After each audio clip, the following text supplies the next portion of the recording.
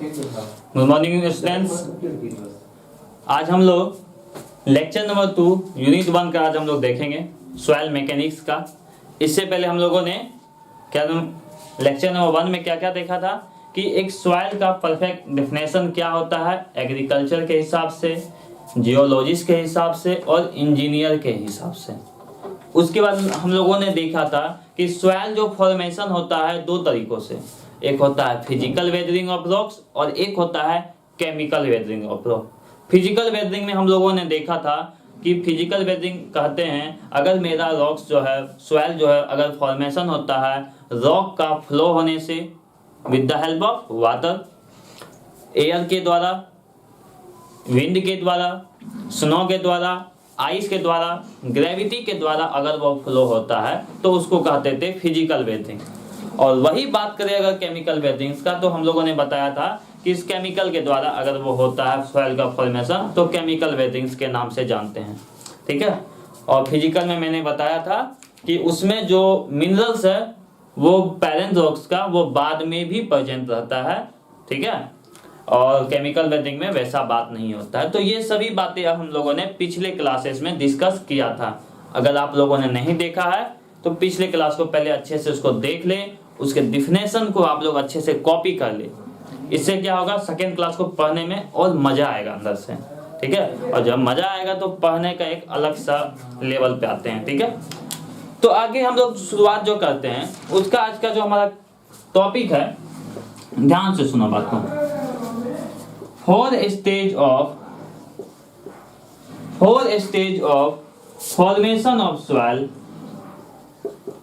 Formation of soil after weathering. देखो soil तो हमारा फॉर्मेशन हो गया वेदरिंग के कारण, दो वेदरिंग पड़े, फिजिकल वेदरिंग और केमिकल वेदरिंग। तो सॉइल का फॉर्मेशन, लेकिन क्या क्या स्टेज होता है फॉर्मेशन ऑफ सॉइल का वेदरिंग के बाद भी जब हमारा टूट गया, ब्रोकन हो गया, तो वह सॉइल का फॉर्मेशन होने तक बीच का जो स्टेप पढ़ेंगे।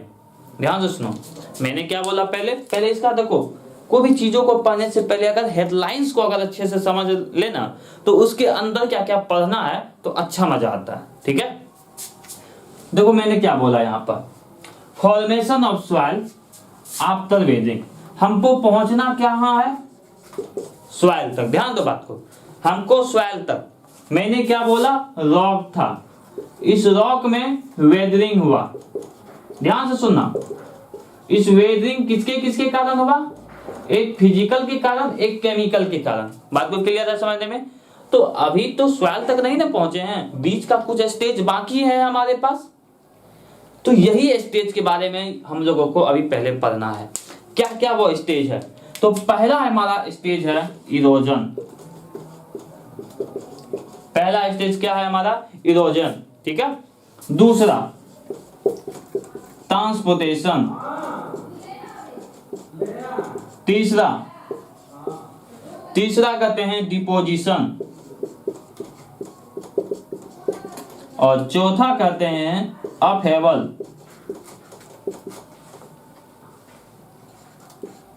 इसी को नाम है दूसरा अगर नाम कहे हम लोग अपहेवल का, PLATEAU। देखो काफी मजेदार चीज बताने वाले हैं, ध्यान से सुनो बात को। मैंने क्या बोला, रॉक के बाद हमारा वेदरिंग होता है। इस वेदरिंग किसके किसके कारण होता है, फिजिकल वेदरिंग और केमिकल वेदरिंग।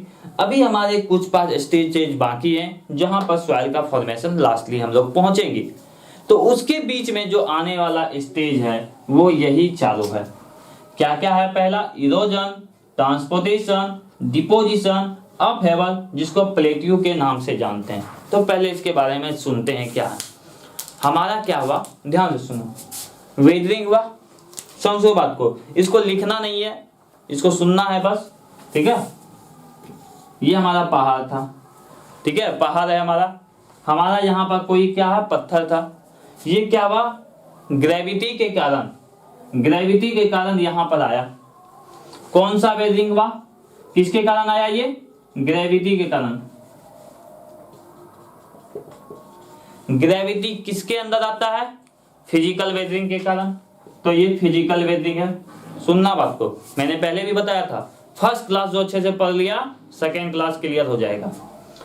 ये पहाड़ था, यहां पर हमारा क्या है? एक रॉक है। ये रॉक जो है ग्रेविटी के कारण, जो हमारा ग्रेविटी के कारण हम लोग क्या था, नीचे जाते हैं ना, तो यहां से क्या हुआ? भूस्खलन होने के कारण, ग्रेविटी के कारण यहां पर आया। ग्रेविटी के कारण होता है तो कौन सा वेदरिंग कहते हैं? फिजिकल वेदरिंग कहते हैं। फिजिकल वेदरिंग के कारण यहां पर आया। अब आपसे एक क्वेश्चन, अगर यहां पर हमारा सोडियम प्रेजेंट था मिनरल, तो यहां पर भी होगा या नहीं होगा? नहीं ना होगा, नहीं होना चाहिए, होगा। आपको ऐसे कंफ्यूज कर रहे थे, यहां पर भी Na प्रेजेंट होगा। ठीक है, कंसंट्रेट करना है पूरा पढ़ाई पे। ठीक है, जो हम बोले उस पे नहीं, हम जो पढ़ाए हैं उसके बारे में एनालिसिस कीजिए। हो सकता है कभी कभी हम भी गलत बोले तो उसको सही कीजिए। ठीक है, तो यहां पर अगर Na मिनरल प्रेजेंट होगा तो यहां पर भी हमारा Na मिनरल प्रेजेंट होगा। क्यों होगा? क्योंकि ये फिजिकल वेदरिंग है। अब यहां से ध्यान से सुनो, ये वे अब क्या हुआ, यहां से हमारा क्या हुआ? बहुत ही तेज बारिश हुआ। ध्यान से सुनो, बहुत ही तेज बारिश हुआ। तो इस बारिश के कारण यहाँ का जो भी नीचे का जो मिट्टी होगा वो क्या होगा? बहेगा। बहेगा तो क्या होगा? इरोजन होगा। इसी को ना कहते हैं मिट्टी बहा के लेके चल गया, इरोजन हो गया। समझ में आया लैंग्वेज? दूसरा बात, इरोजन ट्रांसपोर्ट भी हो सकता है। हम वहां का मिट्टी को कहीं भी और लेके जा सकते हैं। ट्रांसपोर्ट किसके किसके द्वारा हो सकता है? एयर के द्वारा, विंड के द्वारा, किसी भी चीजों के द्वारा हो सकता है। तो ये ट्रांसपोर्टेशन हो गया। ट्रांसपोर्टेशन का मतलब समझो यहाँ पर, चलो वैसे आगे डिस्कस करेंगे इसके बारे में। दूसरा, ये ट्रांसपोर्ट जो हुआ ये कहीं जाके जमा हो जाएगा। अगर मान के चलो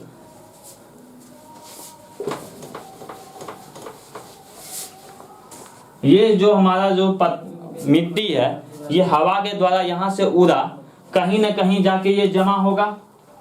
चलो यहां जमा हो गया, सॉइल यहां पर क्या हुआ? जमा हो गया। अब ये जो जमा हो गया, इस जमा होने के बाद अब हेवल मिट्टी आते गया, मिट्टी आते गया, ये जमा होते गया, मिट्टी आते गया, ये जमा होते गया, तो क्या होगा? बहुत बड़ा ये पहाड़ तक का एक बालू का बन जाएगा। एक तरह से एग्जांपल, बालू नहीं, एक पहाड़ जैसा बन जाएगा। उसी पहाड़ जैसा एरिया को पूरा को क्या कहेंगे हम लोग? प्लेट्यू कहेंगे। अब हेवल मतलब यहाँ पर प्लेट्यू के बारे में बता रहा है। ठीक है, तो ये वर्ड को आपको याद रखना। अप हेवल का जो मतलब होता है दैट से प्लेट्यू, पठार जिसको हिंदी में कहते हैं। शायद हमको हिंदी याद नहीं है तो इसलिए कंफ्यूज होना, लेकिन मेरे ख्याल से जहां तक याद है डेक्कन प्लेट्यू को जैसे नाम है ना, तो यहाँ प्लेट्यू का नाम बोला गया। ठीक है, चलो कोई दिक्कत ज्यादा समझने में? तो ये आप लोगों को कुछ कुछ बातें थी जो याद रखनी थी आप लोगों को। चलो आगे हम लोग के पढ़ाई में इसके डिस्कस करते हैं।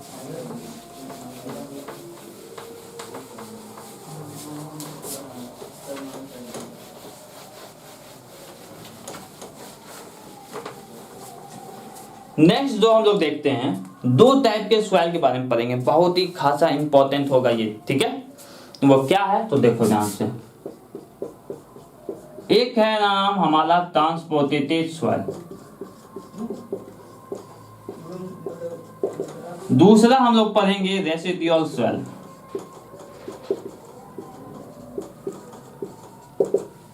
कोई भी जो सॉइल होता है दो टाइप्स के होते हैं।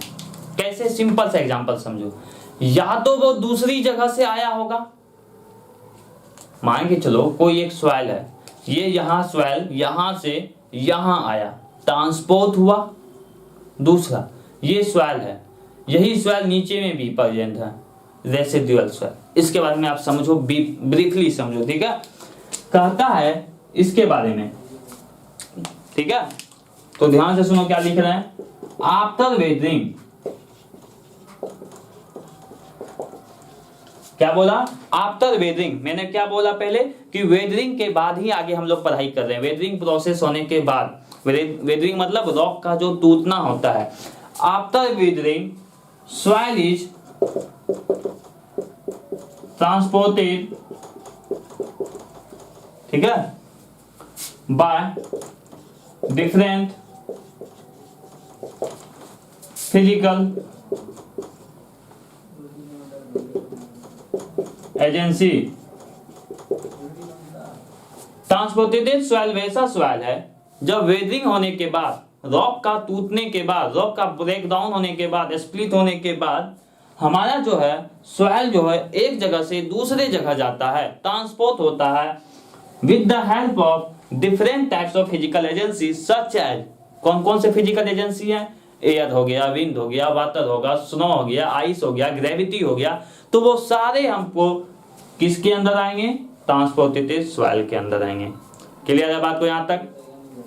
लेकिन दूसरा हम बात करें रेसिडुअल सॉइल का, तो इसके मतलब क्या होते हैं? तो ध्यान से सुनो बात को, इसके बारे में भी लिखते हैं हम लोग, ठीक है। आफ्टर द वेदरिंग, यहां से लिख रहे हैं after the weathering if the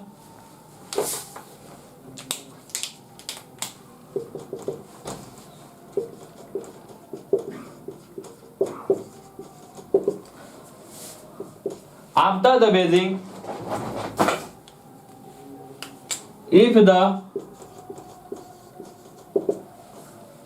the soil is retained over the parent rocks,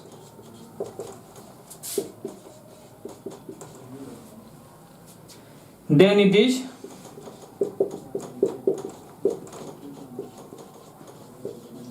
residual soil. समझो बात को, मैंने क्या बोला? आफ्टर द, ध्यान से सुनो, after the weathering of rock the soil is retained over the soil is retained over the parent rock, then it is known as residual soil. मतलब समझो, यहाँ पे एक फिगर से हम लोग समझते हैं, ठीक है, फिगर से समझते हैं। कहां पर समझाए फिगर? चलो यही समझाते हैं। ये हमारा पहाड़ था, ठीक है, हमारा यहाँ पर एक पत्थर था, रॉक था, ये रॉक क्या हुआ? फ्लो होके यहाँ आया, ठीक है, यहाँ पर आ गया। लेकिन यहाँ पर जैसा सॉइल था, इस पोजीशन पे जैसा मेरा सॉइल था, वैसा ही यहाँ पर सॉइल है, और ज्यादा दूर नहीं है, मतलब कम ही दूर, मान के चलो 1 मीटर 2 मीटर के अंदर है ये भी पत्थर, ज्यादा दूर नहीं है, पेरेंट रॉक के पास ही है। बात को समझ में आया? 1 मीटर 2 मीटर के अंदर का ही बात कर रहे हैं, ज्यादा डिस्टेंस नहीं, ठीक है, 10 मीटर के अंदर के मात्र, ठीक है।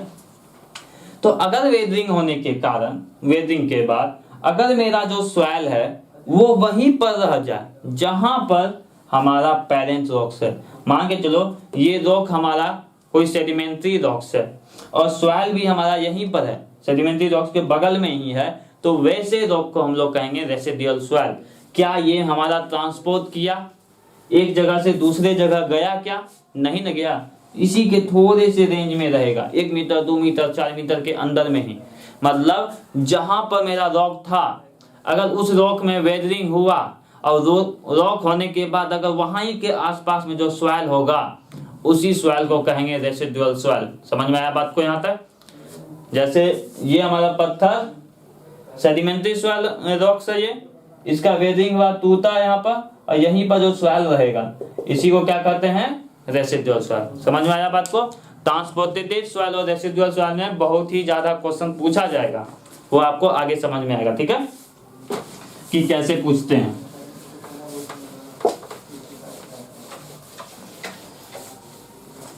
नेक्स्ट हम लोग बात करते हैं टाइप्स ऑफ सॉइल के बारे में, ठीक है।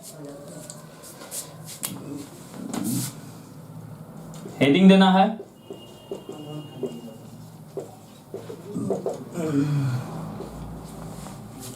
देखो टाइप्स ऑफ सॉइल।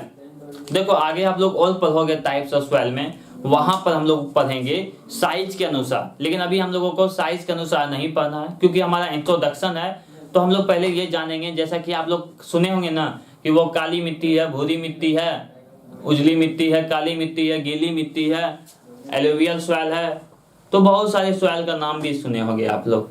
तो आज का जो क्लास है वो सॉइल के ही बारे में पढ़ेंगे बेस्ड ऑन ओरिजिन। क्या हेडिंग देना है? Based on origin.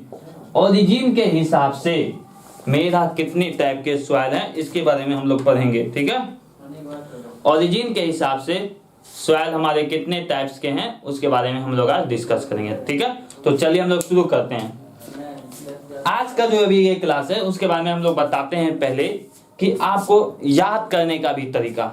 ठीक है, बहुत सारे बच्चे इस आज अभी जो बताएंगे उसमें कंफ्यूज होंगे, लेकिन आज का जब वो क्लास कर लेंगे उनको कंफ्यूज होने का जरूरत नहीं पड़ेगा। कैसे? तो चलो ध्यान दो।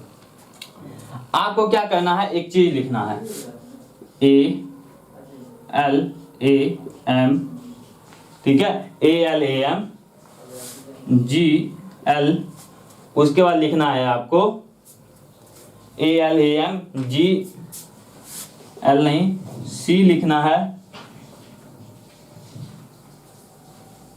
MGCLLM, ठीक है, BBPM।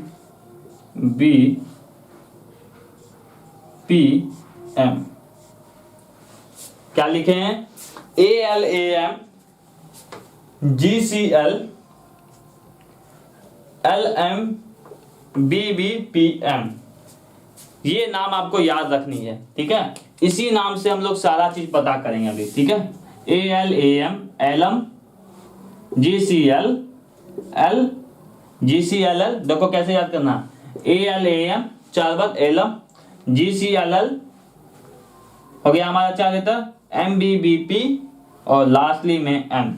ये 4 लेटर में आपको याद रखनी है। क्या फायदा हुआ सर इसको याद करने से? जस्ट अभी A का मतलब होता है एलुवियल सॉइल। A का मतलब क्या हो गया? एलुवियल सॉइल हमारा। क्लियर है समझने में यहाँ तक? L का मतलब हो गया हमारा लैक्स्ट्राइन soil, lacustrine soil, LACUSTRINE, लैक्स्ट्राइन soil. यहाँ A जो है इसका मतलब हो गया एओलिन सॉइल, एओलिन सॉइल। चौथा जो हमारा है 5, इसको कहेंगे हम लोग marine soil, MARNE, marine soil.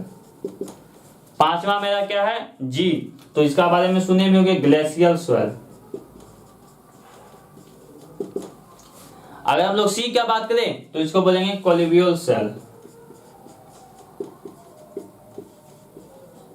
COLLUVIAL। अगर 5वां का बात करेंगे तो लोएसिस सॉइल, LOESS। और उसके बाद हाँ ठीक है, अगर हम लोग इस L का बात करें, देखो L का मतलब लोएसिस और इसका मतलब लोम, LOAM, लोएसिस सॉइल, लोम सॉइल। इस M का देखो, इस M को बोलेंगे हम लोग मार्ल सॉइल, MARL। इस B को हम लोग बोलेंगे bentonite soil, black cotton, black BLACK, black cotton soil. ठीक है, इस B को क्या बोलेंगे? Black cotton soil. इस B को बोलेंगे हम लोग यहाँ bentonite soil, BENTONITE, bentonite soil. नीचे तक दिखाई दे रहा है, यहाँ वाला हम निकाल के ऊपर कर देंगे। ठीक है, इस P को बोलते हैं हम लोग पिट सॉइल, PEAT, पी। और लास्टली जो हमारा M था इसको बोलते हैं मक सॉइल, MACUK। तो यहाँ पर आप लोग कितने टाइप्स के सॉइल को देख रहे हैं, सभी के बारे में पढ़ेंगे, एक एक चीज को बताएंगे। और याद रखो, मैं अभी बोल रहा हूँ, A से M तक का डिफिनेशन को भी लिखाएंगे आप लोगों को, और इसके नोट्स भी उपलब्ध रहेंगे आप लोगों को। तो A देखो फिर से मैं बता रहा हूँ, ALAM LM GCLL, ALAM LM हो गया, GCLL LMBBPM। समझ में आया बात को? और सॉरी MBBPM, ऐसे करके 13 को हो गए हमारे पास। फिर से देखो याद करने का आसान तरीका, ALAM करना, GCLL इस तरह से पहले लिख लेना आराम से, उसके बाद हमारा आ गया MBBP और लास्टली फिर M। याद रखना ये दोनों सेम रहेगा।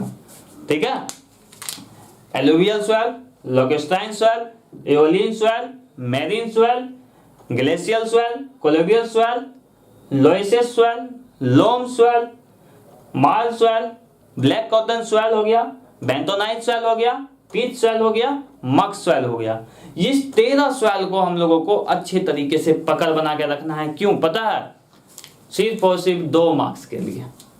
13 अगर हम ऑब्जेक्टिव को 13 जो सोयल है इसको अगर हम लोग अच्छे से पढ़ ले तो हमको 2 मार्क्स आसानी से आ जाएगा। कैसे? मैं ये किसी भी कंपटीशन के लिए बता रहा हूँ। क्यों बता रहा हूँ? सुनो, कोई भी कंपटीशन हो ना, इस 13 सवालों में से कुछ न कुछ पूछ ही देता है। इसके प्रॉपर्टीज के बारे में पूछ देगा, ठीक है? तो ये सब खासा इंपॉर्टेंट होगा जो कि हम लोग नेक्स्ट क्लास में डिस्कस करेंगे। अभी मैं इसलिए बता रहा हूँ क्योंकि अभी भी पढ़ाया, नेक्स्ट क्लास में फिर से मैं इसको थोड़ा सा रिवीजन कराऊंगा तो आप लोगों को याद होगा। तब तक आप लोग क्या करना, इसको याद कर लेना, ठीक है? Thank you. तब तक मिलते हैं नेक्स्ट क्लास में।